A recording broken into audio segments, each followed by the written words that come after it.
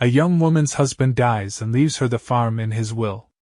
It turns out to be far too much for her to manage on her own, so she decides to advertise for a farmhand to help her out.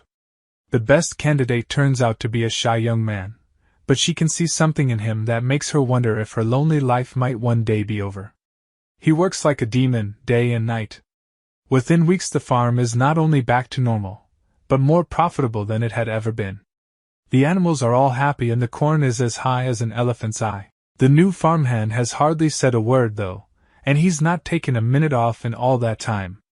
And his employer thinks she hardly knows anything about him, even though he's been around all that time. Eventually, the woman takes him to one side. "Look," she says.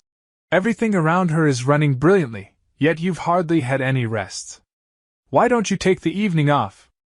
There's a great bar down in the town, I think you'll like it there." "All right," he says, and after supper he's off. He comes back in the wee small hours and is surprised to see his employer is still up. He goes in and finds her stretched out languidly on the sofa. "At last you're back," she says. "Now why don't you take off my boots?" He swallows, then takes off her boots. "That's good," she says. "Now take off my blouse." He hesitates, then takes off her blouse. "Now take off my tights."